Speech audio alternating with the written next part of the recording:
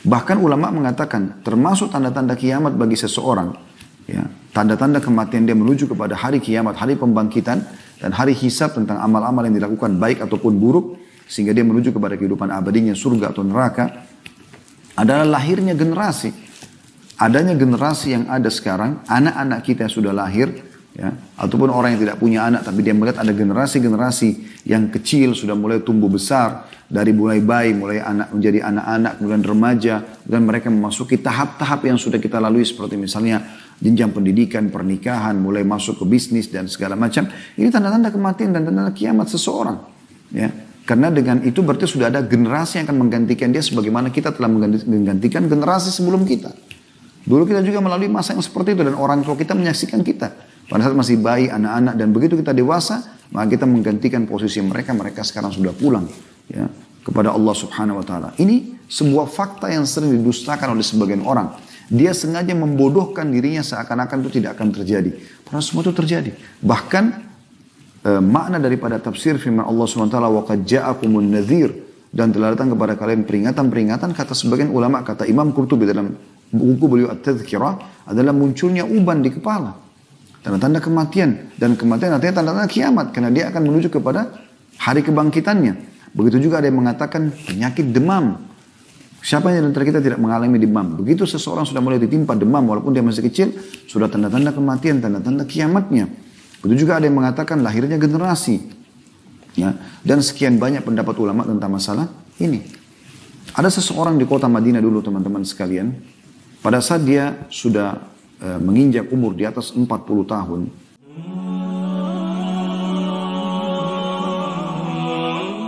Banyak di antara manusia yang terus saja lalai dengan masalah ini.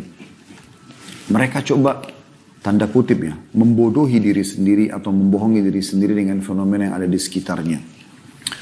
Banyaknya manusia yang telah hidup sebelum kita, jumlahnya bahkan mungkin miliaran, dari zaman Nabi Adam alaihissalam sampai manusia-manusia terdekat dengan kita, mungkin kakek kita atau ayahnya kakek atau ibunya kakek atau yang biasa kita bahasakan dengan eyang misalnya, yang mereka sebenarnya sudah banyak yang meninggalkan kita. Kemana mereka semuanya? Jawaban sederhana, ke kuburan. Apakah kuburan itu hanya sekedar tanah dan batu nisan? Itu jawabannya jelas bagi orang beriman, tentu tidak. Itu adalah alam barzah. Allah Subhanahu Wa Taala menyebutkan dalam Al-Quran, dalam surah At-Takatsur, A'udzu billahi minasyaitonir rajim, alhaakumut takatsur hatta zurtumul maqabir.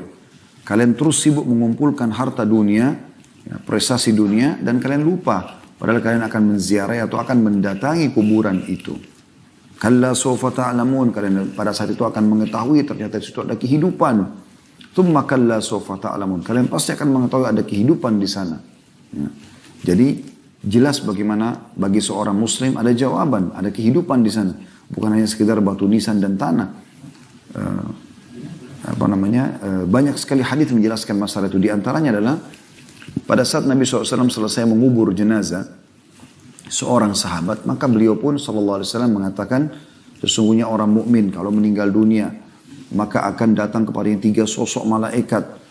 Di sebelah kiri kanannya malaikat rahmat membawa kain kafan dari surga, dan satu di kepalanya malaikat maut yang membawa yang akan mengatakan kepada malaikat maut, akan berkata kepadanya, hai jiwa yang baik, keluarlah kepada menuju atau kepada rahmat Tuhanmu. Maka ruh itu keluar dengan sangat mudah sebagaimana air keluar dari mulut kendi. Kemudian belum sesaat keluar, dibungkus dengan kain kafan dari surga oleh malaikat rahmat di kiri kanannya, lalu dibawa ke langit. Setiap kali melewati pintu-pintu langit yang 7 lapis ke atas langit sana, menuju kepada Allah Subhanahu Wa Taala, malaikat di situ semua mengatakan, siapa ini? Bertanya kepada malaikat rahmat. Maka malaikat rahmat mengatakan, ini adalah Fulan bin Fulan, disebutkan namanya yang paling baik di dunia. Kemudian malaikat itu mengatakan, semoga ruh ini lewat di sisi kami. Kata Nabi Muhammad SAW, karena ruh itu mengeluarkan bau lebih wangi daripada bau kasturi. Semoga kita insya Allah termasuk semuanya dalam kelompok ini. Kemudian kata Nabi SAW, terdengar suara dari langit. Allah berfirman, catatkan hambaku ini termasuk penghuni surga. Kembalikan jadi dunia, di sana saya ciptakan, di sana pula saya akan bangkitkan. Kemudian 3 langkah orang pengantarnya pulang, dia masih bisa mendengarkan suara sendal mereka. Ya, terompas sendal mereka 3 langkah, setelah 3 langkah sudah tidak lagi. Lalu datang malaikat mungkar nakir menunjukkan lalu menanyakan kepadanya, siapa Tuhanmu, siapa, mendudukkan dia lalu bertanya ya, siapa Tuhanmu, siapa Nabimu, apa kitabmu. Lalu dia menjawab dengan sangat mudah, kata Nabi SAW, sesuai dengan firman Allah Subhanahu Wa Taala, yuthabbitullahu alladhina amanu bil qawli tsabit fil hayatid dunya wa fil akhirah. Allah akan menetapkan di lisan orang-orang beriman untuk menjawab pertanyaan-pertanyaan yang ditujukan kepada dia di dunia. Misalnya ditanya kenapa kamu sholat, kenapa kamu puasa, kenapa kamu mengenakan jilbab, kenapa kamu mencari rezeki halal, kenapa ini dan itu, bisa dijawab kalau dia belajar. Dan juga di akhirat, maksudnya kata para ulama tafsir adalah di kuburan. Kemudian setelah itu dibukakan baginya pintu neraka dan dia begitu ketakutan orang beriman ini. Kata malaikat, lihat dari apa Allah selamatkan dirimu. Lalu ditutup, lalu dibuka pintu surga. Sampailah ke dia wangi-wanginya surga tersebut dengan keindahan yang luar biasa. Dia kagum, malaikat mengatakan ini tempat kau sekarang dan kau akan kekal di dalamnya. Maka dia pun si mayit ini berdoa mengatakan, ya Allah cepatkan waktu karena aku ingin masuk ke dalam surgaku. Kemudian setelah itu datang di sebelahnya orang yang tampan, wangi, bersih. Sampai si jenazah ini, mayit ini kagum. Maka dia menanyakan, siapa kamu ini? Kata orang itu, saya adalah amal solehmu. Sholat bapak ibu, ya, puasa, sedekah, zakat, bakti sama orang tua, jenguk orang sakit, dan segala macam perbuatan kebaikan akan berbentuk makhluk yang sangat indah di kuburan. Dia mengatakan, saya amal soleh yang akan menemani kau sampai hari kiamat. Lalu Allah pun berfirman kepada para malaikat, bentangkan kuburannya seluas pandangan matanya. Dan juga tebarkan ya, sampaikan ke dia permadaninya dari surga. Sehingga dia merasakan atau bisa melihat surga tersebut setiap harinya. Setiap saat, maka jadilah kuburannya taman dari taman surga. Walaupun dia belum masuk ke dalam surga tersebut. Begitu juga kata Nabi SAW, kalau orang kafir meninggal dunia maka akan datang 3 sosok malaikat. 2 malaikat penyiksa di kiri kanannya yang membawa kain kafan dari neraka. 1 malaikat maut di ubun-ubun kepalanya akan mengatakan, hai jiwa yang busuk, keluarlah kepada kemurkaan Tuhanmu. Maka ruhnya pun tidak mau keluar, berserakan di tubuhnya. Kata Nabi SAW, lalu malaikat menarik dengan keras. Ibaratnya seperti bulu domba yang dibasahkan, dililitkan di pohon belurir, kemudian ditarik dengan keras sehingga berantakanlah bulu domba tersebut. Kemudian ya, ditangkap oleh malaikat penyiksa di kiri kanan yang membawa kain kafan dari neraka, lalu membungkusnya, kemudian membawanya ke langit. Baru di langit pertama saja para malaikat sudah menolak menerima ruh ini sambil menanyakan kepada malaikat penyiksa, siapa ruh ini? Maka disebutkan nama yang terburuknya di dunia, Fulan bin Fulan. Lalu para malaikat mengatakan, semoga tidak lewat di sisi kami, karena sungguhnya ruh itu, kata Nabi SAW, mengeluarkan bau busuk, lebih busuk daripada bau bangkai. Wa na'udzubillah, semoga Allah selamatkan kita dari kelompok ini. Kemudian terdengar Allah mengatakan, catatkan hambaku ini termasuk penghuni neraka, kembalikan dari dunia, di sana saya ciptakan, di sana pula saya akan bangkitkan. Sama tadi kasusnya, dimasukkan ke dalam kuburan ruhnya. Kemudian 3 langkah mereka pulang, para pengantar masih didengarkan trompas sendiri. Setelah itu sudah tidak lagi. Lalu mungkar nakir datang mendudukkan dia lalu menanyakan, siapa Tuhanmu, siapa Nabimu, apa kitabmu. Maka dia hanya mengatakan, saya tidak tahu, saya cuma ikut-ikut dulu orang bilang apa. Jadi walaupun dia hafal apa yang harus diucapkan, tidak bisa diucapkan oleh orang seperti ini. Lalu kemudian dibukakan baginya pintu surga. Dan dia melihat keindahannya. Lalu dia kagum, kata malaikat, lihat dari apa kau haramkan dirimu. Harusnya kau bisa masuk ke sini, tapi kau sendiri yang tidak mau. Ditutup lalu dibuka pintu neraka, dia mendengarkan suara gemuruhnya, lutupan-lutupannya, luar biasa menakutkan. Ya. Maka malaikat mengatakan, ini tempat kau sekarang dan kau akan kekal di situ. Maka dia pun berdoa mengatakan, ya Allah jangan kau cepatkan waktu, karena aku tidak ingin ke nerakaku. Lalu datang di sebelahnya orang yang sangat buruk tampangnya, menakutkan, bau badannya busuk, sampai dia ketakutan. Lalu dia mengatakan, siapa kamu ini? Orang itu mengatakan, saya amal burukmu yang akan menemani kau sampai hari kiamat nanti. Kemudian Allah mengutus kepadanya malaikat yang tidak punya pendengaran dan penglihatan yang membawa sebuah besi, yang kalau besi itu seluruh jin dan manusia bersatu untuk membalikkan, maka mereka tidak akan mampu. Dihantamkanlah ke kepala orang ini, sehingga dia hancur lebur. Ya, kemudian diutuhkan kembali, terus begitu sampai menjelang hari kiamat. Riwayat yang kedua, dua-duanya riwayat Bukhari, berbunyi, kata Nabi SAW, maka dinding kuburannya akan menjepit tubuhnya sampai tulang rusuknya seperti ini. Dan boleh memberikan isyarat dengan jari-jarinya disatukan satu sama yang lain. Kemudian hancurlah dia, lalu kemudian diutuhkan kembali seperti itu. Dan sebagian ulama mengatakan, menggabungkan kedua riwayat ini mengatakan, dia dipukul sambil dijepit. Begitu terus sampai hari kiamat, maka kata Nabi SAW dalam penutupan hadis, jadilah kuburannya lubang dari lubang neraka. Jadi seperti itu keadaan yang digambarkan oleh baginda Nabi SAW. Dan kita bisa lihat hampir setiap hari ada saja jenazah. Ya. Bahkan ulama mengatakan termasuk tanda-tanda kiamat bagi seseorang. Ya. Tanda-tanda kematian dia menuju kepada hari kiamat, hari pembangkitan. Dan hari hisab tentang amal-amal yang dilakukan baik ataupun buruk. Sehingga dia menuju kepada kehidupan abadinya surga atau neraka. Adalah lahirnya generasi. Adanya generasi yang ada sekarang, anak-anak kita yang sudah lahir, ya, ataupun orang yang tidak punya anak, tapi dia melihat ada generasi-generasi yang kecil, sudah mulai tumbuh besar, dari mulai bayi, mulai anak menjadi anak-anak, kemudian remaja, dan mereka memasuki tahap-tahap yang sudah kita lalui, seperti misalnya jenjang pendidikan, pernikahan, mulai masuk ke bisnis, dan segala macam. Ini tanda-tanda kematian dan tanda kiamat seseorang. Ya. Karena dengan itu berarti sudah ada generasi yang akan menggantikan dia, sebagaimana kita telah menggantikan generasi sebelum kita. Dulu kita juga melalui masa yang seperti itu dan orang tua kita menyaksikan kita. Pada saat masih bayi, anak-anak, dan begitu kita dewasa, maka kita menggantikan posisi mereka. Mereka sekarang sudah pulang ya, kepada Allah Subhanahu Wa Taala. Ini sebuah fakta yang sering didustakan oleh sebagian orang. Dia sengaja membodohkan dirinya seakan-akan itu tidak akan terjadi. Padahal semua itu terjadi. Bahkan makna daripada tafsir firman Allah Subhanahu Wa Taala, وَقَدْ جَاءَكُمُ النَّذِيرُ, dan telah datang kepada kalian peringatan-peringatan, kata sebagian ulama, kata Imam Qurtubi dalam buku beliau At-Tadhkirah, adalah munculnya uban di kepala. Tanda-tanda kematian. Dan kematian artinya tanda-tanda kiamat. Karena dia akan menuju kepada hari kebangkitannya. Begitu juga ada yang mengatakan penyakit demam. Siapa yang antara kita tidak mengalami demam? Begitu seseorang sudah mulai ditimpa demam, walaupun dia masih kecil, sudah tanda-tanda kematian, tanda-tanda kiamatnya.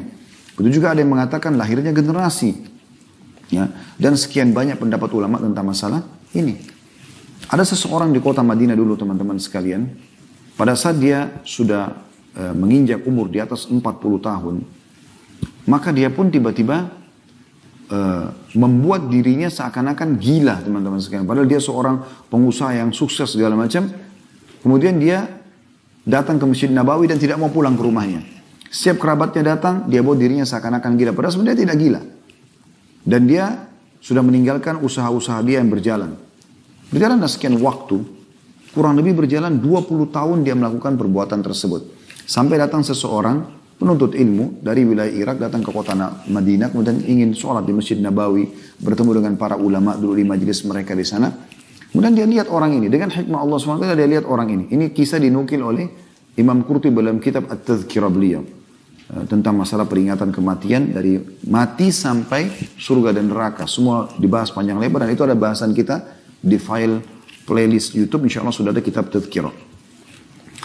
Teman-teman sekalian, orang ini kemudian salaman, kenalan dengan orang di masjid, sampai tiba ke orang ini, lalu orang ini membuat dirinya seakan-akan gila, nggak ngerti apa yang diucapkan gitu kalau ditegur. Tapi selama 3 hari tinggal di Masjid Nabawi, orang ini tidak tinggal di penginapan, dia tinggal di Masjid Nabawi karena ingin memperbanyak ibadah. Dia curiga dengan orang ini. Kenapa pada saat orang-orang semua keluar dari masjid, orang ini kelihatan normal. Dia bersihin masjid, dia sholat dengan khusyuk, dia berdoa, dia baca Quran, ibadah aja kerjanya. Setelah 3 hari, dia pamit sama sebagian orang yang sudah dikenal di situ, dari para ulama, dari orang-orang yang soleh sholat di situ. Dia datang terakhir ke orang ini, lalu dia mengatakan, saya mau pamit pergi. Dan perlu anda tahu, saya tahu anda tidak gila, kata orang ini, yang pendatang ini. Saya tahu anda tidak gila.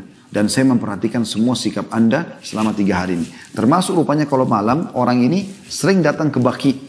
Di waktu malam orang semua sudah tidur, kuburan di sebelah masjid Nabi SAW, kuburan para sahabat, kemudian dia selalu menangis, mengucapkan salam sambil mengatakan, ya Allah kapan kau waktunya, gitu kan, ampunilah dosa-dosaku. Dia memohon kepada Allah SWT dengan ini tidak mungkin orang gila. Maka dia mengatakan, anda bukan orang gila, dan saya tahu, saya memantau kegiatan anda selama 3 hari ini.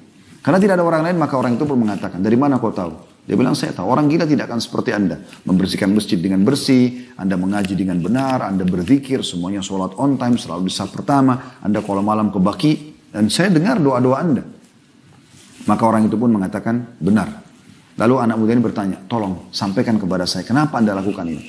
Dia bilang, sekitar 20 tahun yang lalu, saya melihat di jenggot saya ada tumbuh rambut atau jenggot yang berwarna putih. Waktu saya sedang bercermin, maka pada saat itu tiba-tiba saya berpikir, kalau ini adalah peringatan dari Allah Subhanahu Wa Taala, sampai kapan saya akan sibuk dengan dunia ini? Maka dia pun mengatakan, saya ambil inisiatif agar saya tidak terganggu. Toh juga ahli waris saya sudah bisa jalankan usaha-usaha saya. Saya ingin fokus ibadah di Masjid Nabawi sampai ajal saya datang. Maka dia bilang saya pun melakukan perbuatan seperti ini. Jadi subhanallah ada orang-orang yang sadar dan engah, maka mereka tahu akan hari kembali kepada Allah itu teman-teman. Jadi jangan selalu bodohin diri kita. Kita tertipu dengan badan yang sehat, kulit yang masih kencang, ya banyaknya proyek-proyek yang bisa kita dapatkan, apalah segala macam makanan yang melimpah. Dan kita lupa ternyata kita akan kembali kepada Allah SWT. Kita boleh nikmatin dunia. Karena Allah SWT memerintahkan dalam surah Al-Qasas, surah nomor 28 ayat 77. A'udhu billahi minasyaitonir rajim wa butaghi fima ataqallahu daral akhirah wa la tansa nasibaka minad dunya wa ahsin kama ahsanallahu ilaik. Yang artinya, kejarlah apa yang Allah janjikan di akhirat sana. Sholat, puasa, zakat, semua ibadah-ibadah kerjakan tujuannya untuk akhirat. Dan jangan lupa bagianmu dari dunia. Kita boleh pakai mobil yang bagus, kita punya rumah yang bagus, kita punya pakaian yang bagus, makanan yang sehat, kita boleh olahraga, kita boleh nikmatin pemandangan yang indah yang tidak ada unsur haramnya, tapi bukan menjadi tujuan utama. Dia hanya sekedar untuk lebih menambah ya, keimanan kita kepada Allah SWT. Kita punya rumah untuk kita bersyukur, kita punya mobil untuk kita bersyukur. Karena kata Nabi SAW, Inna Allah yuhibbun yara athara ni'ami ala abdi. Allah suka melihat bekas nikmatnya pada hambanya. Tapi jangan sampai kita tidak kenal yang namanya haram dalam pendapatan tersebut. Kita jadikan sebagai target utama. Orang-orang beriman subhanallah apapun yang luput dari dunia ini tidak penting bagi mereka. Bahkan bagi mereka lebih mahal mereka ketinggalan sholat subuh ya, daripada dunia dan seluruh isinya. Lebih mahal mereka ketinggalan 2 rakaat sholat duha, 2 rakaat sholat malam daripada mereka ketinggalan dunia dan seluruh isinya. Bagi mereka dunia itu sangat kecil. Makanya para tabi'in mengatakan kami menemukan kaum, maksudnya para sahabat yang tidak ada nilainya dunia di sisi mereka kecuali hanya seperti atau bahkan lebih ringan ya daripada sebelah sayapnya lalat. Artinya tidak penting bagi mereka hilangnya dunia. Yang penting jangan mereka kehilangan ibadahnya. Karena mereka sangat memahami sabda Nabi SAW. Rak'atai fajr khairu minad dunya wa ma fiha. 2 rakaat sunnatul fajr lebih baik daripada dunia dan seluruh isinya. Kurang dari 3 menit kita sholat 2 rakaat sebelum sholat subuh. Al-Fatih dengan Al-Kafirun, dengan Al-Fatih dengan Al-Ikhlas di rakaat pertama dan rakaat kedua. Itu lebih baik daripada dunia dan seluruh isinya. Bagi orang beriman justru akhirat adalah target utamanya. Dunia tidak boleh ditinggalkan. Tapi bukan menjadi target utama. Ini perlu difahami teman-teman sekalian. Kita harus tahu ada hari kembali. Bagaimana Allah subhanahu wa ta'ala memerintahkan kita membaca surah Al-Fatihah. Di setiap sholat. Di sholat wajib kita bisa baca 17 kali. Belum sholat sunnahnya. Bisa puluhan kali kita membaca surah Al-Fatihah. Apa salah satu potongan ayatnya? Maliki yaumiddin. Tuhan Raja pemilik hari pembalasan. Ada dijelaskan masalah hal tersebut. Dalam surah Al-Baqarah, surah Al-Imran, surah An-Nisa, surah Al-Ma'idah, surah Al-An'am, surah-surah berurutan semua umumnya banyak disinggung tentang masalah hari kiamat. Ya. Surah Al-A'raf tentang sebuah tempat yang orang belum jelas statusnya apakah ke surga atau ke neraka, nanti akhirnya mereka akan ke surga juga karena ya amal mereka masih berimbang antara baik sama buruk. Kemudian juga banyak Allah sebutkan dalam surah At-Taubah, surah Yunus, surah Hud, Yusuf, Ar-Ra'd. Banyak surah-surah ini menjelaskan tentang masalah hari kiamat. Nanti akan kita lebih fokus membaca beberapa ayat insyaAllah dalam surah Al-Hajj untuk membuktikan bagaimana Allah memastikan kiamat itu memang benar-benar akan terjadi. Namun ada surah-surah yang jelas Allah pakai namanya sebagai hari kiamat. Contoh misalnya Allah subhanahu wa ta'ala sebutkan di dalam surah Al-Qiyamah. Ya. Allah subhanahu wa ta'ala menamakan memang surah Al-Qiyamah. Dan itu Bapak Ibu bisa baca dalam Al-Quran. Ya. Tepatnya surah Al-Qiyamah itu berada di surah nomor 75. Allah SWT sebutkan memang surah Al-Qiyamah. Begitu juga Allah Subhanahu Wa Taala menyebutkan surah At-Takwir. Ya, surah nomor 81. Masalah langit akan digulung nanti pada hari kiamat. Ya. Kemudian bagaimana surah juga dijelaskan dalam surah Al-Ghashiyah. Surah nomor 88. Al-Ghashiyah yang hari pembalasan. Bagaimana juga Allah subhanahu wa ta'ala sebutkan dalam surah Al-Zalzalah. Surah nomor 99. Tentang guncangan yang sangat besar yang akan terjadi nanti pada hari kiamat nanti. Kemudian juga Allah sebutkan di surah nomor 101. Surah Al-Qari'ah. Tentang hari kebangkitan, hari kiamat. Ini juga Allah subhanahu wa ta'ala sebutkan tentang masalah hari kiamat tersebut. Jadi ada memang surah-surah yang Allah subhanahu wa ta'ala sebutkan tentang kepastian kiamat itu akan terjadi. Tapi saya akan coba fokus teman-teman, saya berharap teman-teman bisa membuka ya aplikasi Al-Qur'annya. Kita akan coba baca surah Al-Hajj. Karena dalam surah ini ya, di ayat-ayat pertamanya bagaimana Allah Subhanahu wa taala memastikan kalau kiamat itu akan terjadi ya. Kita akan coba insyaallah baca dan buka teman-teman sekarang surah Al-Hajj. Saya akan bacakan, teman-teman bisa baca atau bisa ikutin paling tidak. Kita lihat bagaimana Allah Subhanahu wa taala menggambarkan tentang hari kiamat itu. A'udzu billahi minasyaitonir rajim. Ini surahnya surah nomor 22 ada 78 ayat tapi saya akan baca sekitar 8 atau 9 ayat pertama saja yang berhubungan dengan kiamat ini secara langsung. Ayat pertamanya Allah SWT langsung mengingatkan dengan sangat tegas. A'udzu billahi minasyaitonir rajim. Bismillahirrahmanirrahim. Ya ayyuhan nasu taqu rabbakum. Inna zalzalatas sa'ati syai'un 'azim. Hai sekalian manusia. Di sini kalau Allah panggil hai manusia, mau orang beriman atau orang kafir, semua diingatkan oleh Allah SWT. Beda kalau Allah mengatakan, ya ayyuhalladzina aman, hai orang beriman, khusus orang beriman yang dipanggil. Di sini Allah mengatakan, ya ayyuhan nas, hai sekalian manusia, semuanya harus menyadari masalah ini. Bertakwalah kepada Tuhanmu, makna bertakwa, patulah. Yang diperintahkan, kerjakan yang halal, nikmati, yang dilarang, tinggalkan. Sesungguhnya kegoncangan hari kiamat itu adalah suatu kejadian yang sangat besar. Dalam kurung dahsyat, sangat besar. Maknanya jangan tunggu itu terjadi, baru kamu menyesal. Sudah terlalu banyak bukti-bukti kalau kiamat bisa terjadi. Di antara bukti-bukti sekarang teman-teman, di hari-hari sekarang ini, bukankah banyak fenomena terjadi, fenomena alam. Di Indonesia sendiri terjadi, banjir, gempa, longsor. Artinya dalam seketika Allah Subhanahu wa taala kalau ingin hancurkan muka bumi dan terjadi kiamat, begitu mudahnya. Bagaimana kita mau pungkiri tentang kiamat yang akan terjadi goncangan-goncangan dahsyat. Sementara Allah bisa lihatkan depan mata kita. Dan ulama mengatakan terjadinya fenomena alam seperti ini, itu Allah ingin tunjukkan kemahabesarannya kalau kiamat pasti akan terjadi. Ya. Lalu Allah ceritakan bagaimana keadaan pada saat terjadi kiamat itu. Di ayat 2-nya. Yauma tarawunaha tazhalu kullu murdi'atin amma arda'at. وَتَضَعُ كُلُّ ذَاتِ حَمْلٍ حَمْلَهَا وَتَرَى النَّاسَ سُكَارَ وَمَا هُمْ بِسُكَارَ وَلَكِنَّ عَذَابَ اللَّهِ شَدِيدٌ. Ingatlah, makna ingat, pelajarilah. Pada hari ketika kamu melihat kegoncangan itu. Jadi pelajari sebelum kamu hadapi nanti, karena itu berat. Pelajari dengan cara seperti ini, contoh kita pelajari misalnya. Lalainya semua manusia yang menyusui anaknya dari anak yang disusuinya. Pada hari itu nanti, kalau ada perempuan menyusui, dia akan lempar anaknya. Dia tidak mau lagi memegang anaknya, saking dahsyatnya keadaan pada saat itu. Dan kita tahu, mungkin ibu-ibu lebih tahu daripada kami tentunya, dan bagaimana kalau sedang menyusui anak dan anak lagi lapar.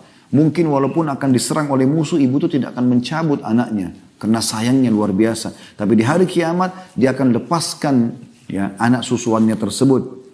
Dan gugurlah kandungan segala wanita yang hamil. Kalau ada yang hamil, tiba-tiba keguguran. Karena dahsyatnya pada saat itu.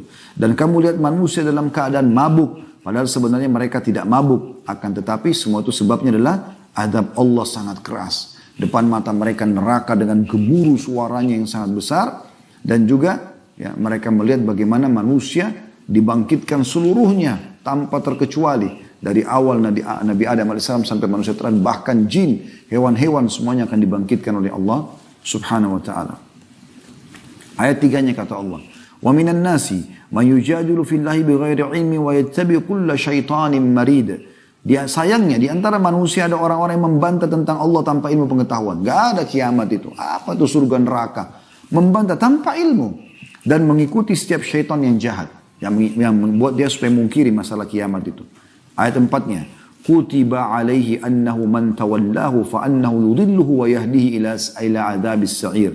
Dan telah ditetapkan terhadap syaitan tersebut yang membisikkan manusia agar jauh dari syariat Allah, agar lalai dengan akhirat. Bahwasanya ditetapkan syaitan itu, barang siapa yang berkawan dengan dia, mendengarkan bisikannya, maka dia akan menyesatkannya dan membawanya ke adab neraka. Lalu Allah terangkan dalam ayat yang panjang, ayat 5-nya. Tentang masalah kepastian kiamat terjadi. Ya ayyuhan nasu in kuntum fi raibin minal ba'thi fa inna khalaqnakum min turabin thumma min nutfatin thumma min alaqah thumma min alaqatin thumma min mudghatin mukhallaqatin wa ghairi mukhallaqatin linubayyina lakum wa nukhirru fil arhami ma nasha'u ila ajalin musamman thumma nukhrijukum tifla Thumma nukhrijukum tiflan thumma litablughu ashuddakum wa minkum man yutawaffa wa minkum man yuraddu ila ardhalil umri likay la ya'lama min ba'di ilmin syai'a wa taral arda hamidatan fa idza anzalna 'alaiha al-ma'a ihtazzat wa rabat wa ambatat min kulli zawjin bahij. Artinya, hai manusia, jika kamu dalam keraguan tentang kebangkitan dari kubur, ada hari kiamat, maka ketahui ya, tentu kiamat punya banyak nama. Hari kiamat, ya, hari pembangkitan, Yaumuddin, Malik Yaumuddin, hari pembalasan, Yaumul Ba'ats, ya, hari dibangkitkan, dikeluarkan dari kuburan, banyak nama-namanya.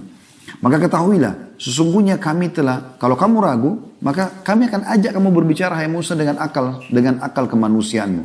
Kami telah menciptakan kamu, menjadikan kamu dari tanah, Nabi Adam AS, kemudian dari setetes mani, setelah itu generasinya mulai berkembang dengan setetes sperma dituangkan ke rahim seorang wanita, kemudian dari segumpal darah, kalau ketemu seluruh sama sperma akan menjadi segumpal darah. Semua ilmu medis sudah mempelajari masalah itu, dan sekarang dengan teknologi canggih bisa kita tonton semua itu secara ilmiah.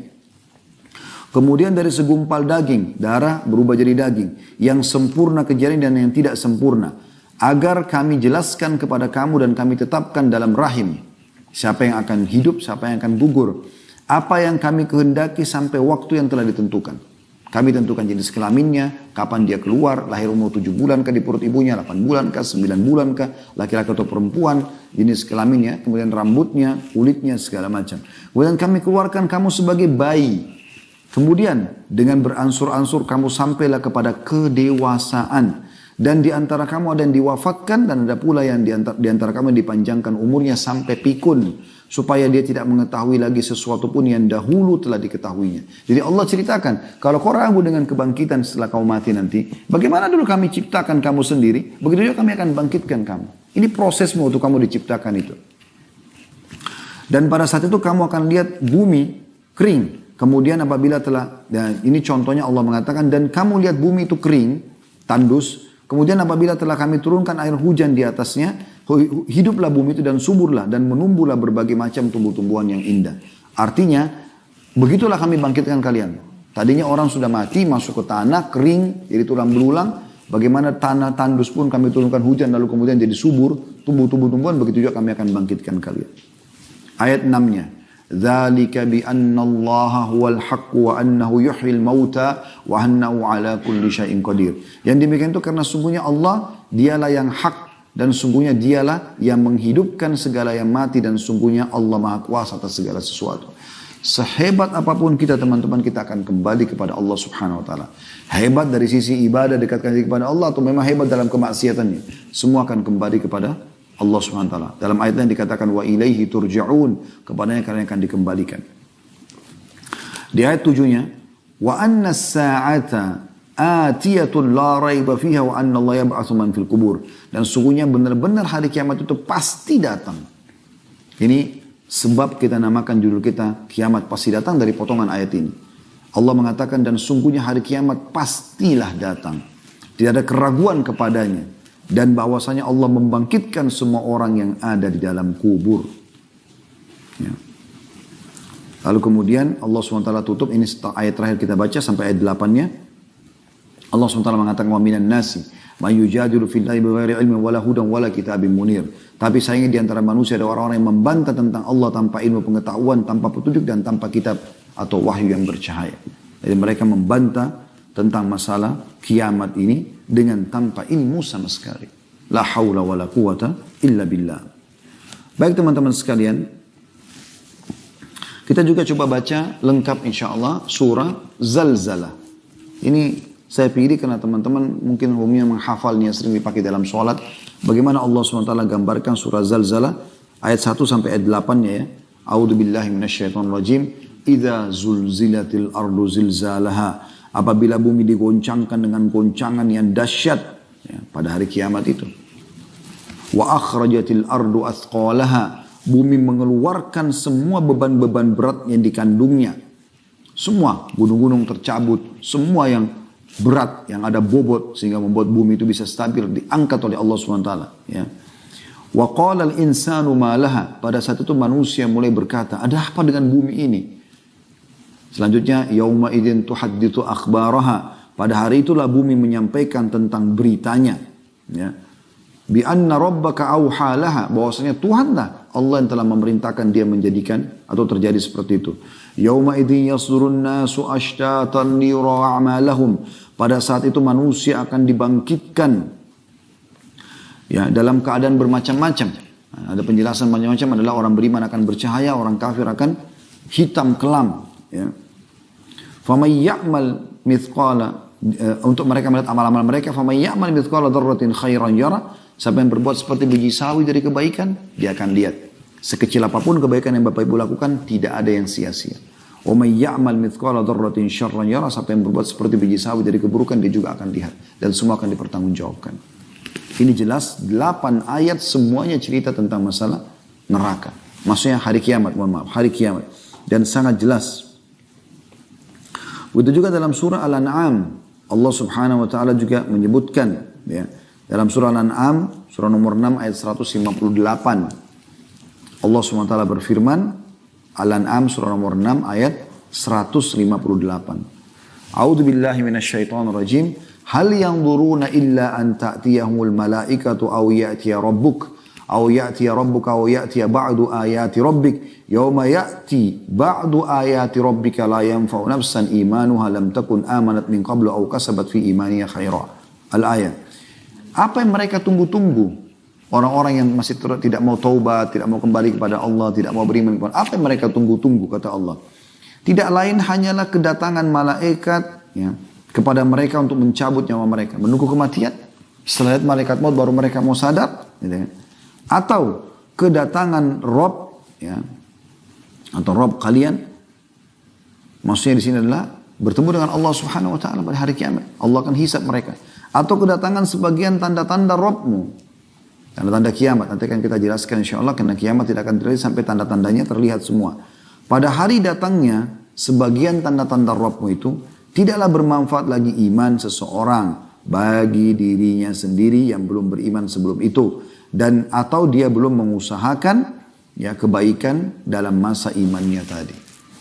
Jadi kalau sudah datang hari kiamat, datang kematian, nggak ada lagi manfaatnya tentu. Ya. Kemudian teman-teman sekalian, kita juga bisa melihat di dalam ya, surah Maryam. Surah nomor 19 ayat 68 sampai 72. Ini ayat Al-Quran terakhir yang kita baca di pembukaan ceramah kita ini. Insya Allah kita akan kuatkan dia dengan hadis-hadis Nabi SAW dan tanda-tanda kiamat ya. Surah Maryam silakan buka surah nomor 19 ayat 68 sampai 72. Ya, yang bunyinya A'udzu billahi minasyaitonir rajim. Fa wa rabbika lanahsyurannahum wasyayatin thumma lanuhdirannahum haula jahannama jithiya. ثم لننزعن من كل شيئة أيهم أشد على الرحمن عتيا ثم لنحن أعلم بالذين هم أولى بها صليا وإن منكم إلا واردها كان على ربك حتما مقضيا ثم ننجي الذين اتقوا ونذر الظالمين فيها جثيا.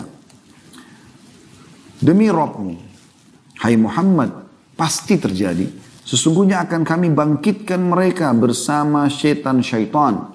Para orang-orang kafir, orang ahli maksiat akan dibangkitkan. Syaitannya pun akan dibangkitkan yang menggoda mereka.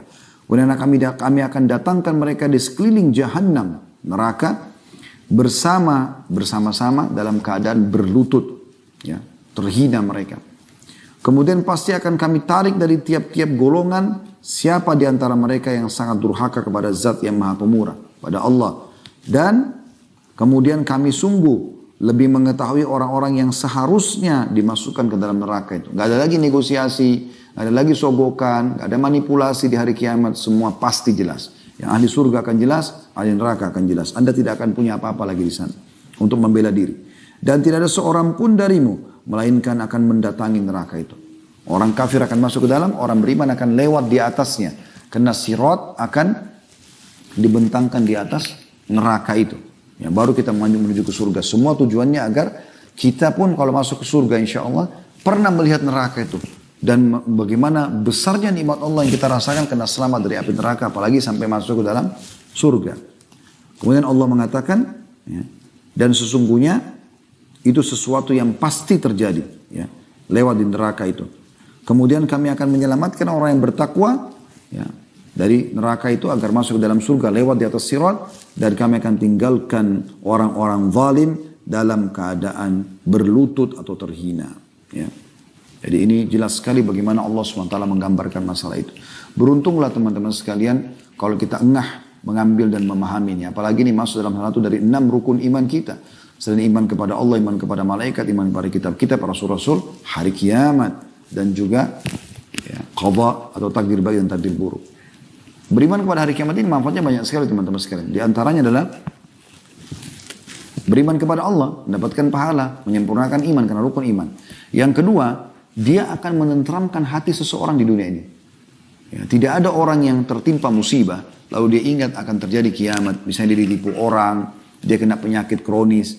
Tapi kalau dia ingat akhirat, ternyata di sana ada kehidupan abadi. Karena orang dibangkitkan nanti hari kiamat, nggak ada lagi teman-teman orang tua, anak-anak, nggak ada lagi. Dia dibangkitkan dalam kondisi semuanya dewasa. Kata Nabi SAW, seluruh orang dibangkitkan pada hari kiamat dengan gambar poster Adam. Ya, 60 siku ke langit. Semuanya ahli surga, ahli neraka. Tapi ahli neraka pada saat dimasukkan nanti ada yang lebih membesar tubuhnya untuk menambah siksaan bagi mereka. Ya, teman-teman bisa ikutin di kajian kita di sore hari sebentar hari Senin. Dan beberapa kajian sebelumnya tentang masalah neraka. Sudah kita bahas panjang lebar masalah itu ya. Tapi ahli surga mereka akan setinggi Nabi Adam AS tidak bertambah. Ya, dari itu dan umur mereka 33 tahun, gak lebih sehari, gak kurang sehari. Sampai dalam hadis yang lain kata Nabi SAW tidak ada orang yang meninggal bayi ataupun sudah sangat tua. Bayi mungkin baru 2-3 hari umurnya meninggal. Atau orang sudah sangat tua 100 tahun, 150 tahun, 200 tahun umurnya meninggal dunia. Kecuali akan dibangkitkan 33 tahun.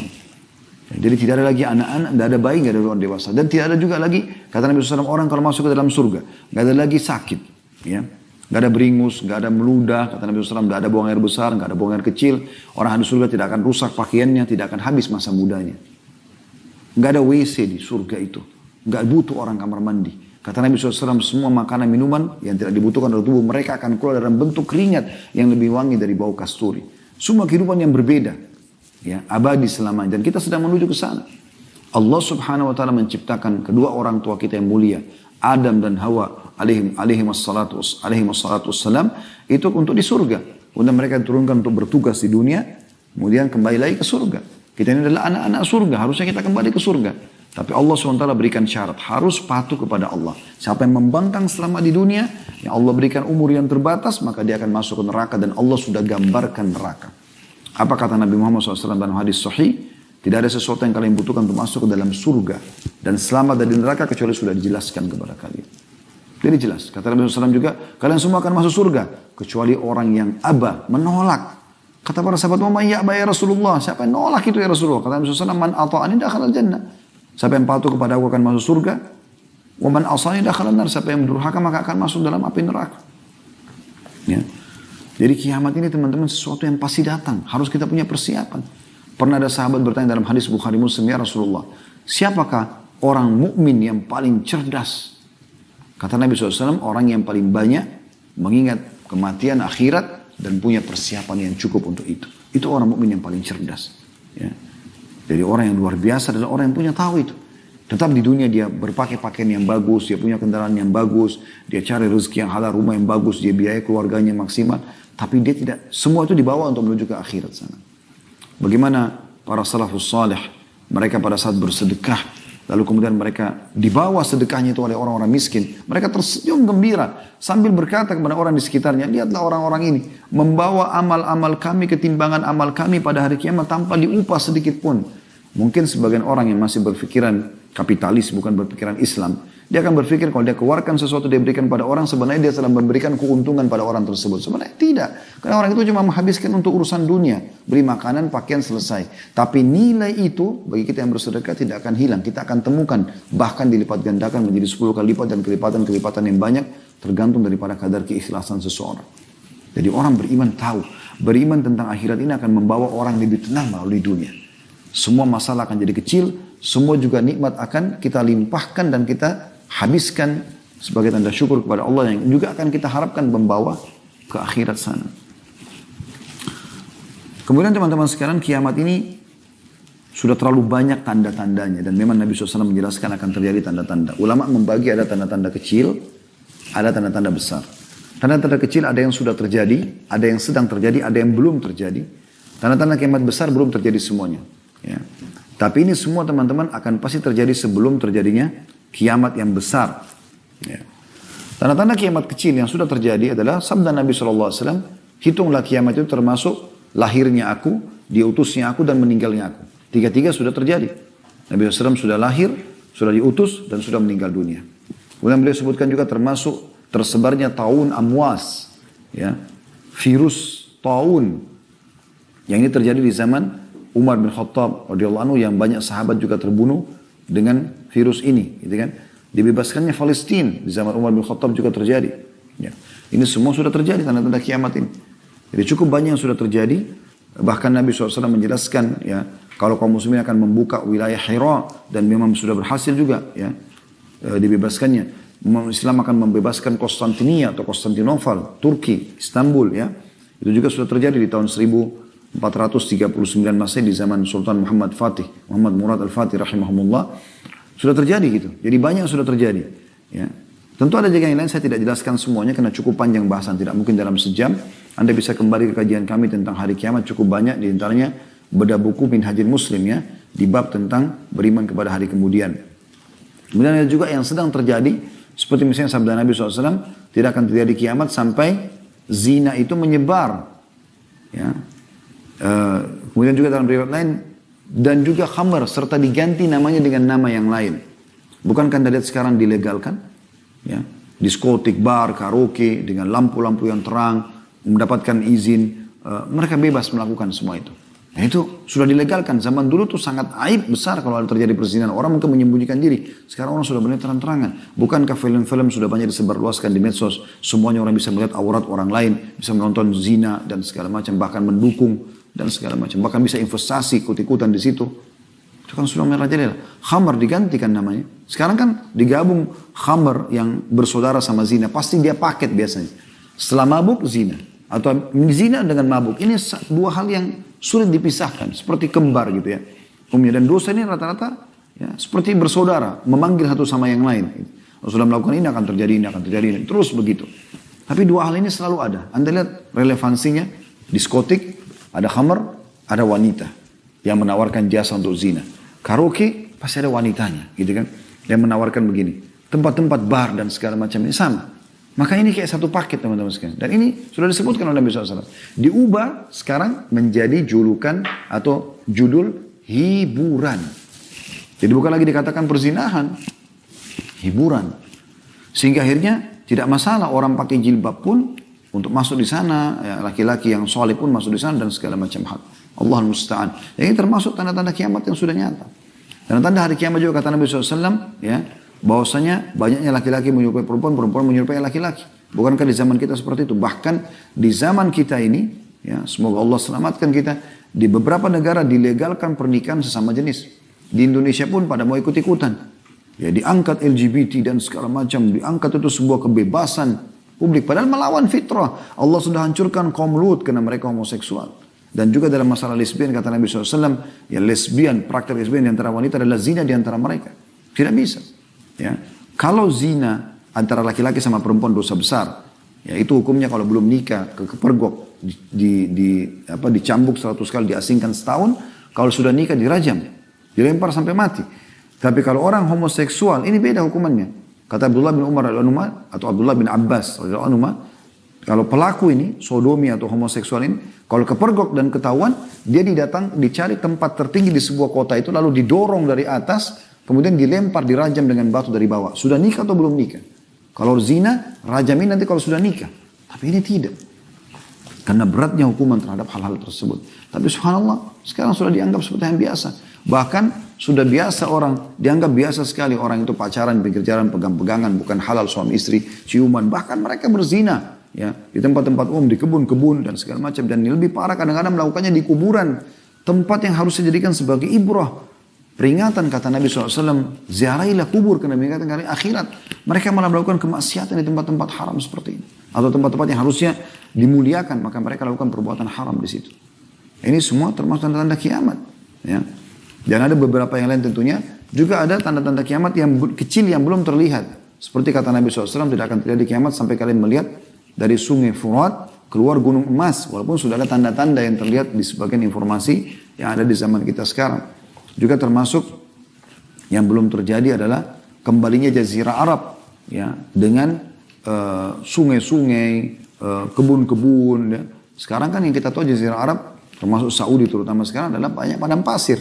Tapi subhanallah dalam 10 tahun terakhir ini, itu selalu turun salju. Di hari-hari sekarang ini kita, baru 2 hari yang lalu saya temukan lagi cuplikannya bagaimana, dan itu tidak asing di medsos, di Tabuk selalu turun salju. Yang sebelumnya mungkin tidak seperti itu. Dan sampai dijadikan sebagai bahan khutbah Jumat oleh para imam-imam haram. Bagaimana memperingatkan masalah ini. Kalau salju itu pada saat dia cair, dia akan membawa air yang sangat banyak. Dan itu bisa membuat subur. Dan beberapa titik Jazirah Arab sudah mulai kelihatan hijau. Dalam subhanallah 2-3 hari saja hujan, maka kita lihat padang pasir itu berubah menjadi hijau. Saya saksikan sendiri beberapa kali seperti itu ya.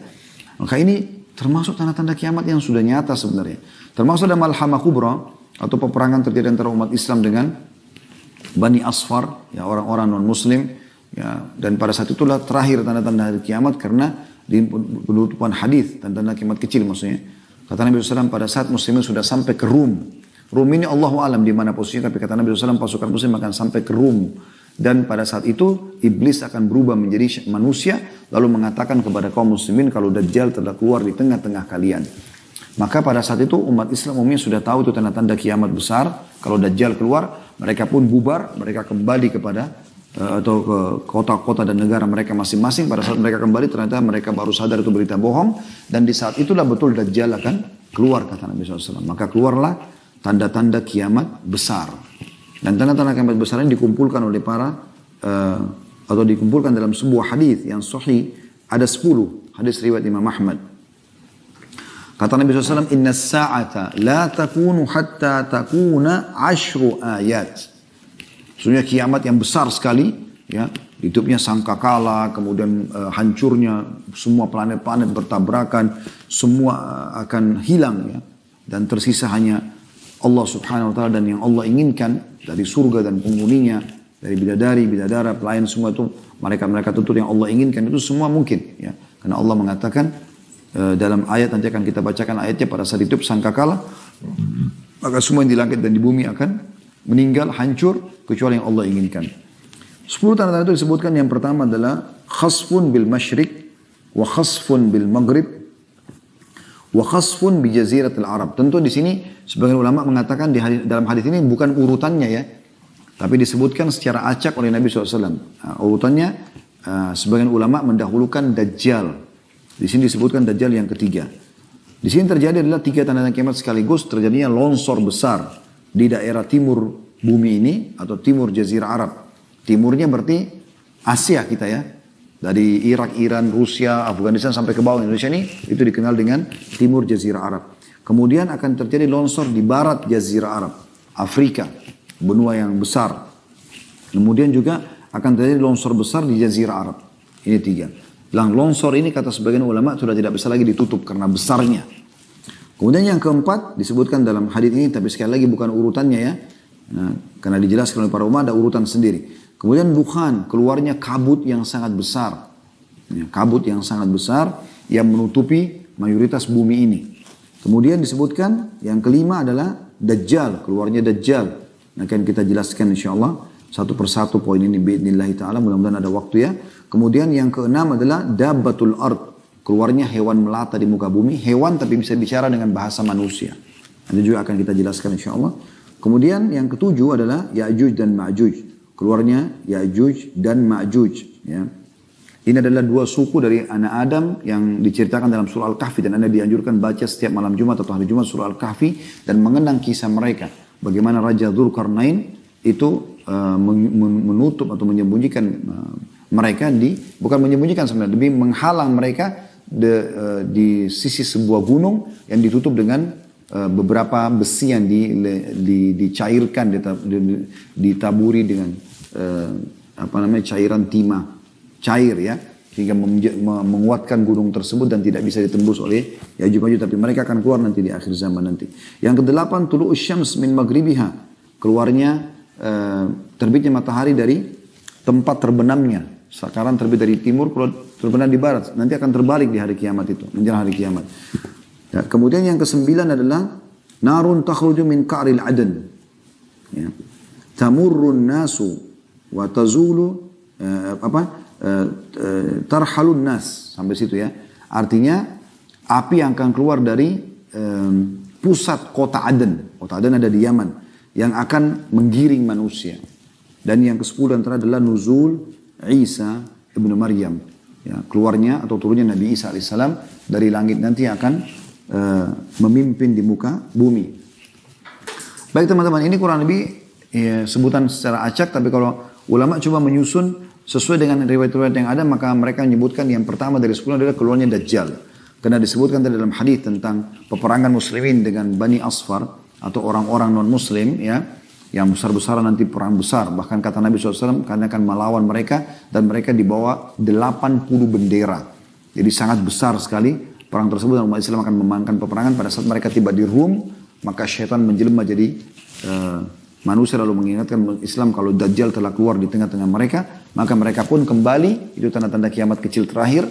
Ternyata Dajjal belum keluar, tapi pada saat itu Dajjal akan keluar. Dajjal diambil dari kata-kata Dajjala yang berarti kekacauan, dan dia adalah dari anak Adam. Nabi SAW sebutkan cirinya cukup banyak, saya ringkaskan karena lihat waktu. Dahinya lebar dan rambutnya keriting, ya, kemudian dia memiliki kulit yang agak cenderung kepada gelap, ya, memiliki dada dan pundak yang lebar, dan dia memiliki mata yang rusak, ya, sebelah kanannya. Kata Nabi SAW, ketahuilah Dajjal memiliki mata yang rusak, dan Tuhan kalian tidak rusak matanya, ya. Karena dia akan mengaku sebagai Tuhan. Lalu Nabi SAW sebutkan dalam sebuah hadis, Dajjal akan keluar di tengah-tengah kalian, maka dia akan tinggal selama 40 hari. Maka 40 hari dalam riwayat dikatakan seharinya seperti setahun, seharinya seperti sebulan, seharinya seperti sepekan, hari-hari sisanya seperti hari-hari kalian. Jadi kalau setahun berarti 1 tahun. Ya, kita pegang misalnya lafaz Nabi SAW secara zahirnya begitu. Setahunnya kan 40 hari. Kalau kita kurangi 1 hari berarti sisa 39 hari. Setahun, hari keduanya seperti sebulan. Berarti sudah setahun sebulan. Hari ketiganya seperti sepekan. Berarti setahun, sebulan, sepekan. Kalau dikurangi 3 hari dari 40 hari, sisa 37 hari. Ini sebulan sepekan tepatnya. Ya, 37 hari. Berarti setahun, 2 bulan, 2 pekan, dia akan membuat kerusakan di muka bumi. Lalu kata Nabi SAW, tidak ada tempat pun di muka bumi kecuali dia akan lalui. Dan orang-orang yang dilewatin wilayahnya, ya, yang beriman padanya maka wilayahnya akan subur, mengaku dia sebagai Tuhan. Yang tidak mengaku dia sebagai Tuhan maka akan, ya, sulit, peceklik, akan susah hidup mereka. Ya. Dajjal terus saja mengelilingi muka bumi kecuali Mekah dan Madinah. Dia tidak bisa masuk. Kata Nabi SAW, dia akan tiba di Madinah dan dia akan mengajak pengikutnya naik ke atas sebuah gunung. Lalu dia menunjuk ke arah masjid Nabi SAW sekarang sambil mengatakan, apakah kalian lihat istana putih itu? Dan subhanallah di hari-hari kita sekarang Masjid Nabawi seperti istana putih. Kata Nabi SAW, kata Dajjal, dia mengatakan, apakah kalian lihat istana putih itu? Kata mereka iya. Kata Dajjal, itulah istana Muhammad yang aku tidak diizinkan untuk masuk ke dalamnya. Maka Dajjal tidak bisa masuk di Madinah. Dan ini kisah cukup panjang. Intinya dia menyentakkan kakinya di sekitar kota Madinah. Lalu terjadi gempa. Keluarlah semua orang munafik dari kota Madinah menjadi pengikutnya. Sampai nanti akhirnya setelah selesai semua tertinggal orang beriman. Keluar seorang anak muda dari Madinah. Lalu Dajjal menangkapnya sambil mengatakan, aku adalah Tuhanmu. Maka anak muda itu mengatakan, kau adalah Dajjal. Karena Nabi SAW mengatakan semua orang mukmin akan bisa membaca di dahinya tertulis kafara atau kufur. Dan tahu kalau ini adalah Dajjal. Maka anak muda itu mengatakan, kau adalah Dajjal yang Nabi SAW sudah sampaikan kepada kami. Maka Dajjal mengambil gergaji, kata Nabi SAW, lalu meletakkan di tengah-tengah kepalanya, lalu membelah 2 badan orang itu sampai kemaluannya.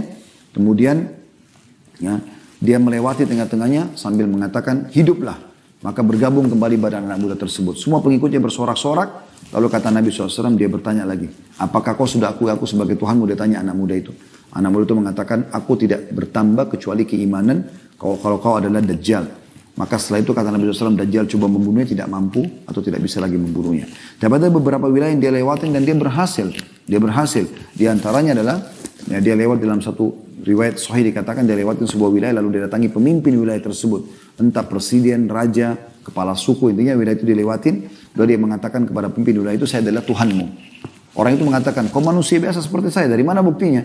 Dia mengatakan, bagaimana kalau saya hidupkan kedua orang tuamu? Kata pemimpin wilayah itu, Oke, kalau kau hidupkan maka saya akui kau sebagai Tuhan. Maka setelah itu pun ya Dajjal mengatakan tunjukkan di mana kuburannya. Begitu ditunjukkan lalu Dajjal mengatakan keluarlah. Lalu keluarlah kedua orang tuanya, pemimpin wilayah tersebut, ibu dan ayahnya, kemudian berkata kepada anaknya, ya, berimanlah kepadanya karena dia adalah Tuhanmu. Nah setelah itu pemimpin wilayah itu pun beriman pada Dajjal, mengakui Dajjal sebagai Tuhan, lalu semua wilayah mengikuti pengiman kepada Dajjal. Tapi di sini teman-teman pentingnya, untuk membaca sebuah hadis Anda harus baca sampai tuntas, jangan tidak tuntas. Karena dalam closing hadis, penutupan hadis kata Nabi SAW, dan ketahuilah sesungguhnya ya, kedua orang tua orang itu, pemimpin itu adalah syaitan yang menjelma untuk menipu manusia. Jadi tidak benar bahwasanya dua-dua itu dikeluarkan oleh Dajjal, tapi ini dukungan terhadap Dajjal dari syaitan. Wa na'udzubillah. Ya, kemudian setelah itu Allah SWT turunkan Nabi Isa ya untuk membunuh Dajjal pada saat itu. Keluarlah Dajjal, Nabi Isa AS turun, kata Nabi SAW, pada saat keluar seseorang dari keturunanku bernama Mahdi, atau namanya seperti namaku Muhammad bin Abdullah, kemudian membawa pasukan ke masjid Menara Putih di negeri Syam, kemudian disitulah dia akan mengimami orang sholat asar, Isa turun sambil memegang kedua sayap ya, malaikat, kemudian ikut sholat bersama dengan mereka, lalu Nabi Isa memimpin pasukan tersebut menuju ke wilayah Palestina, ya, tempat Dajjal ada, kemudian membunuh Dajjal. Kata Nabi SAW, Isa pun pada saat tampil dan dilihat oleh Dajjal, Dajjal melepuh seperti melepuhnya barang ya, meleleh gitu ya. Dia meleleh.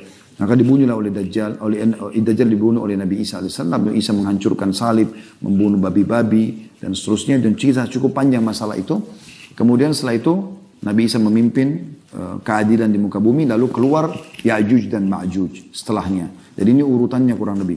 Ya'juj dan Ma'juj ini dua suku akan keluar, kata Nabi SAW. Allah berfirman kepada Isa, hai Isa, ya, selamatkanlah dirimu ke gunung Tur di Palestina, ya, bersama pengikutmu, karena aku akan mengeluarkan hamba-hambaku yang tidak ada orang yang mampu melawannya.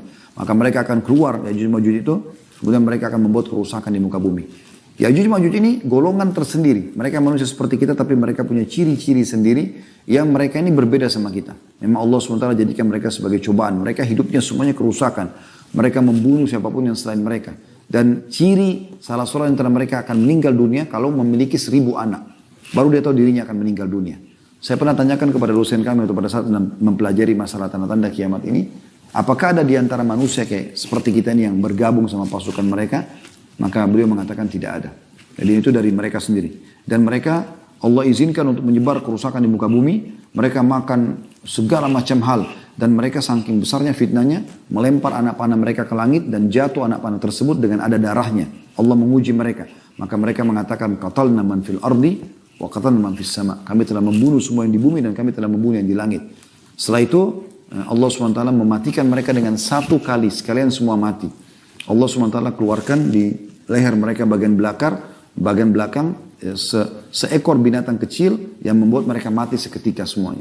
Lalu Allah pun menurunkan hujan setelah itu membersihkan bumi dari mereka dengan mengutus juga burung-burung yang mencengkram jasad-jasad Ya'juj Ma'juj ini lalu lempar di lautan. Seperti itu kurang lebih. Dan setelah itu ya terjadilah keamanan sampai Nabi Isa meninggal dunia. Keluar tanda-tanda setelah itu manusia mulai menyimpang lagi, ya mulai menjauh. Maka keluarlah tanda-tanda ya, yang selanjutnya, yang keempat yaitu keluarnya dabbah, keluarlah hewan, ya hewan melata yang bisa berbicara, yang membawa cap, kata Nabi SAW, mengingatkan manusia agar mereka jangan sampai melanggar hukum Allah. Lalu dicaplah siapa yang beriman dan siapa yang kafir pada saat itu. Kemudian setelah itu keluarlah kabut, ya, yang mengumuli muka bumi ini. Itu yang kelima. Kemudian yang keenam, 7, 8 terjadi longsor besar, gitu ya. Di 3 tempat, Jazirah Arab tadi di timurnya dan di baratnya. Kemudian yang ke-9, keluarnya api dari wilayah Aden. Dan sekarang ini di kota Aden sendiri di Yaman itu sudah ada tanda-tanda, ada beberapa titik wilayah yang memang sulit sekali orang hidup di atasnya karena panas sekali. Ditemukan ada api yang sangat besar, apakah itu gunung berapi atau sejenisnya. Yang jelas itu kuasa Allah SWT, tanda kiamat. Yang terakhir adalah terbitnya matahari dari barat, ya. Dan ini pada saat itu kata Nabi SAW, Allah akan menerima taubat hambanya selama belum terbit matahari dari barat. Ini tanda-tanda kiamat yang kurang lebih disebutkan yang terakhir teman-teman sekalian. Baik, saya ingin, sebenarnya kalau bahas masalah kiamat ini sangat panjang lebar, tapi saya ingin titik beratkan teman-teman sekalian, 2 buah hadis yang lain atau 3 buah hadis tentang Nabi SAW, kemudian coba kita closing dengan sedikit peringatan masalah keimanan, apa yang harus kita lakukan teman-teman sekalian.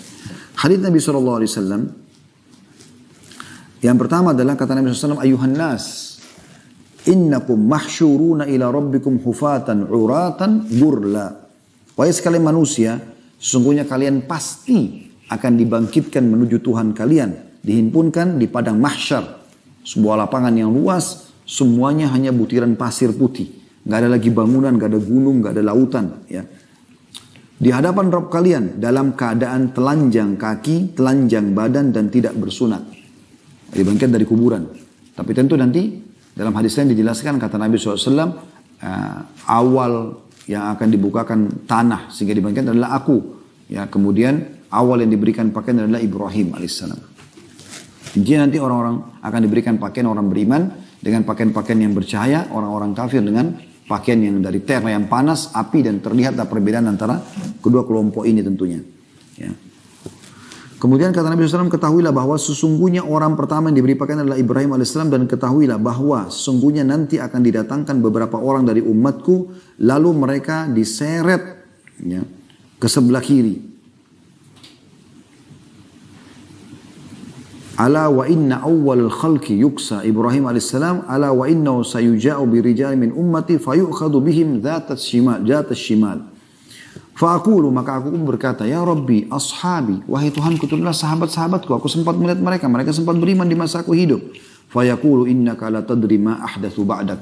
Maka dikatakan kepada Nabi SAW, sesungguhnya tidak, ya, engkau tidak tahu apa yang mereka lakukan setelah engkau meninggal dunia. Jadi menandakan Nabi SAW juga tidak tahu apa yang terjadi dengan umatnya, kecuali yang diinformasikan kepada beliau. Yang dimaksud juga di sini adalah mereka murtad, adalah orang-orang yang sempat masuk Islam di akhir-akhir hidup Nabi SAW dalam kondisi mereka hanya karena ketakutan dengan Islam, bukan karena keimanannya. Maka mereka banyak yang murtad setelah Nabi SAW meninggal. Ini diantara hadisnya tentunya yang menyebutkan bahwasanya kita akan dibangkitkan pada hari kiamat. Kemudian saya ingin sampaikan teman-teman sekalian, saya tidak jadi sampaikan 3-4 hadis karena melihat waktu ya. Tapi kita coba sampaikan apa yang harus kita lakukan sebenarnya teman-teman sekalian. Setelah kita mengetahui walaupun hanya beberapa saat tentang kiamat dari ayat-ayat Al-Quran, dari hadis-hadis Nabi SAW, sebagai orang muslim kita harus menyadari masalah ini. Dan juga tadi sudah kita jelaskan bagaimana manfaat mengimani tentang hari kiamat. Maka kita harus menjadi orang yang sadar dan engah. Perhatikan sabda Nabi SAW, La tazulu kadama abdin yawmal qiyamah hatta yus'alu an arba'ah. Tidak akan beranjak kaki seorang hamba pada hari kiamat sampai ditanya tentang 4. An umuri fi ma'afnah. Tentang umurnya di mana dia habiskan. Umur ini berarti waktu. Waktumu di mana kau habiskan. Bermanfaat nggak?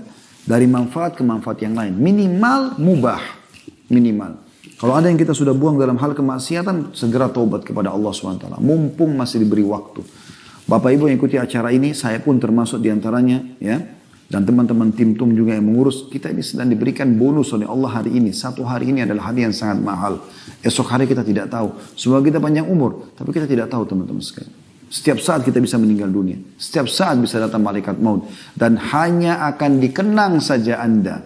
Beberapa saat juga kenangannya. Jadi misalnya saya duduk begini, tiba-tiba malaikat maut saya lihat di ujung ruangan. Bukan mendoakan diri, tapi bisa terjadi.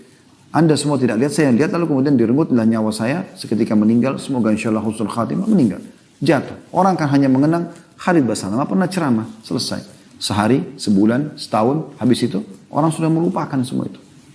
Bahkan mungkin yang mendoakan anak, mungkin cucu, selebihnya Allahu alam. Apakah masih mendoakan? Sekarang Anda tanya diri Anda sendiri. Apakah Anda masih mengenang atau bahkan mendoakan kakek-kakek Anda? Generasi yang kesekian ke atas sana.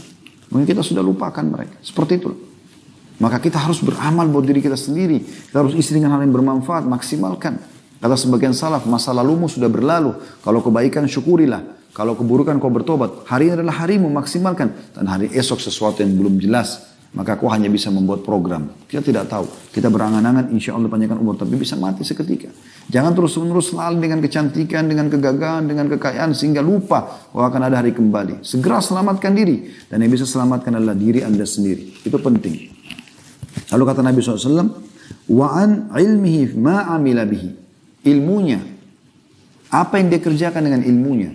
Belajar ilmu agama atau ilmu bermanfaat. Kalau dia belajar ilmu yang tidak bermanfaat seperti misalnya sihir dan segala macam, ini lebih parah ini. Ilmu agama aja akan ditanya, kau sudah praktekkan belum? Sudah ajarin belum?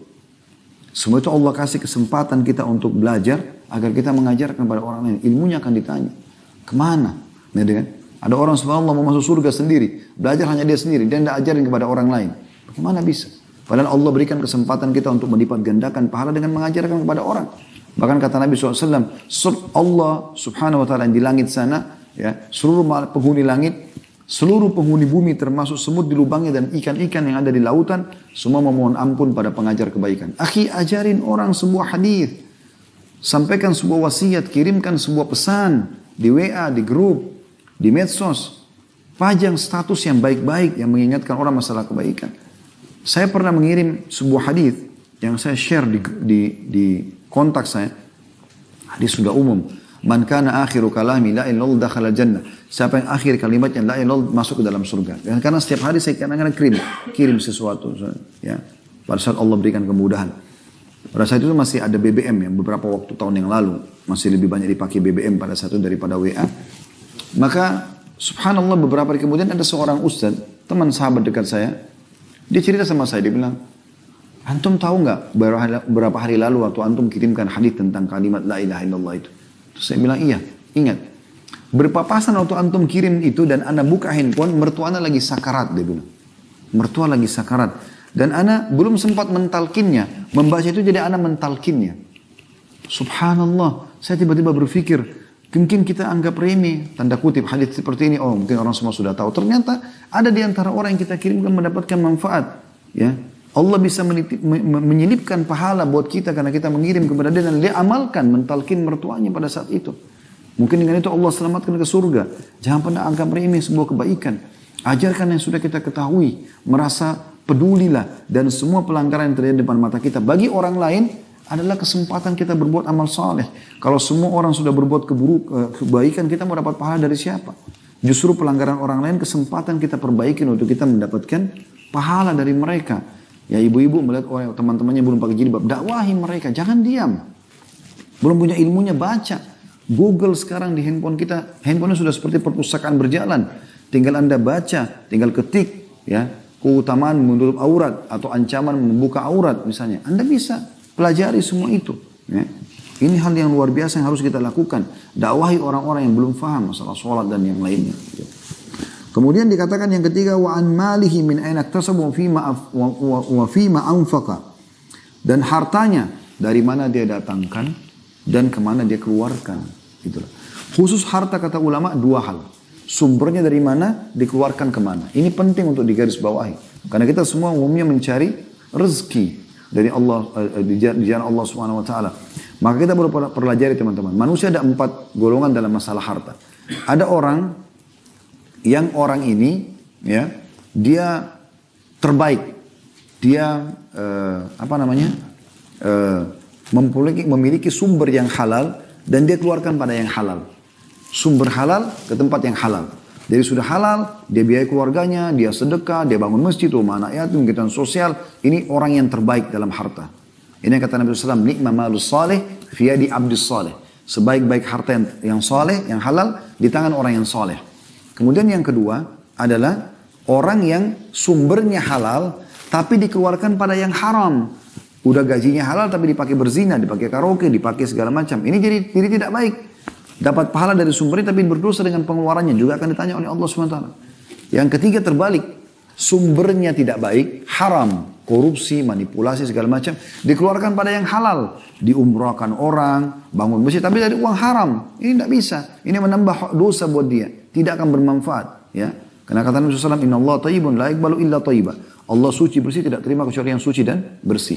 Yang terakhir yang paling buruk adalah sumbernya haram, dikeluarkan pada yang haram. Sudah hasil manipulasi, hasil korupsi dan segala macam, dipakai lagi berzina dan segala macam, narkotika dan seterusnya. Ini orang yang paling buruk. Maka hati-hati teman-teman, Allah akan tanyakan semuanya. Makanya harus sumbernya halal, keluar pada yang haram, yang halal juga. Banyak harta nggak ada masalah, malah itu bagian daripada hal yang baik. Ya. Kita bisa membangun masjid, rumah anak yatim, kita bisa membiayai dai, kita bisa menyebarkan Quran. Dengan harta kita banyak bisa meraih surga. Ya. Kata Allah SWT, Inna Allah ishtara minal mu'mina amwalahum wa anfusahum bi anna lahumul jannah. Allah memberi dari orang mukmin jiwa dan harta mereka dibalas dengan surga. Yang terakhir wa an jasadihi fi ma ablah. Dan tentang jasadnya di mana dia gunakan. Jasadnya. Allah berikan kita jasad ini kekuatan, kesehatan, ya, kelebihan segala macam fasilitas yang luar biasa. Jangan disalahgunakan. Jangan gunakan dalam kemaksiatan, ya, kezaliman. Gunakan dalam ketaatan-ketaatan kepada Allah Subhanahu wa taala.